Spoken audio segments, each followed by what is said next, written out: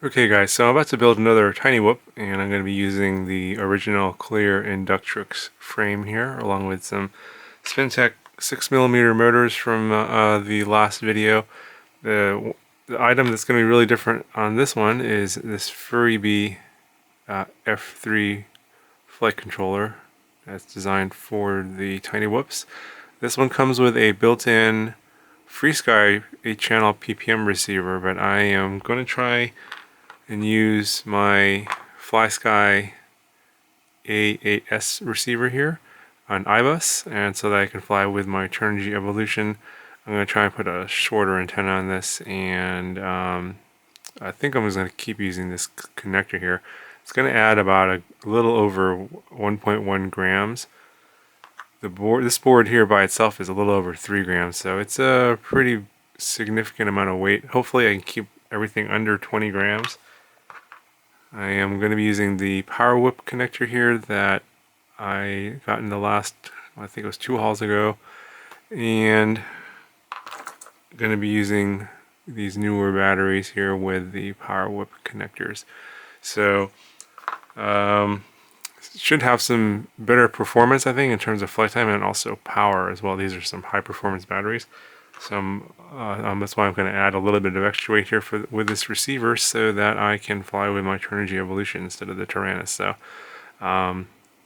unfortunately there aren't any boards yet that have the FlySky 2A receivers in them, so this is really the only route at this time, and this is around middle of January 2017. Okay, so this particular board, the Furry has little pads here for ground, 5 volts, and S-Bus, and in this case S-Bus and I-Bus is the same, and that's this pad over here. You can see they're clearly labeled there, and then on the other side it has 3.3 volts PPM and S-Bus for these 3 pads on the side over here.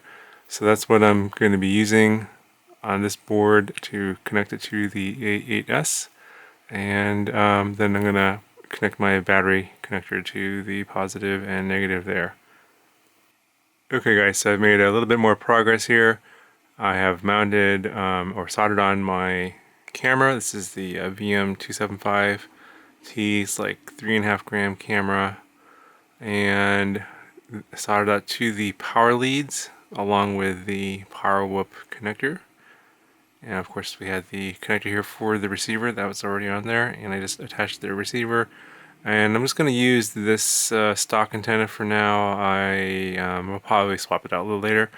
But at this point, all I gotta do is mount this into the frame. And for the frame, I've already put the motors in.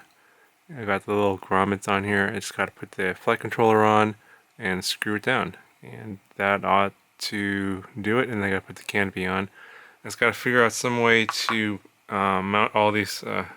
Gonna use probably double-sided foam tape to stick all these things together, so that it'll line up the camera lens and out of that hole there. So that'll be the next task here, and I'll show you that when I'm done.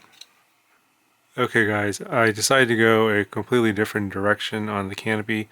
I couldn't get the parts to fit underneath that other one, the red one that came from the Tiny Whip store. I got this clear canopy from Amazon, and it's I think it's sold by Crazy Pony, and let me show you. This is what they look like. There's a clear one. They come in different colors. It's the same one that's on the Maker Fire, and I'll put a card up here for that video if you want to check that video out. Let's put the camera on top in here, and then all the electronics go underneath. I think these are like 3 for $9. You get there's a green one and a red one too. So I put the camera in that holder, and then I have the Evolution, not call it the Evolution receiver, it's the FlySky FS A8S receiver back here, and it just barely perfectly fits back there. And I think the only disadvantage of this canopy is that I'm going to have to cut a hole out here for the USB port, because I don't have access to it currently. Now, on the Maker Fire, I also did the same mod. not for the power whip connector, but for the Fly Sky receiver. I put the FS8S receiver in there so I can fly this one with my Evolution as well. But this is what the Canopy looks like in red, and I was able to fit the receiver back here as well with the antenna just coming out the back. It is it's a little bit heavy, I think, with all that stuff in there because I didn't really take that connector off. So let me see here. I think the Maker Fire is going to be pretty heavy.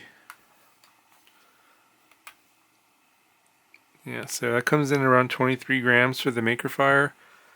And then this one here with the lighter Inductrix frame, this is going to be a little bit lighter. It comes in at 21.3.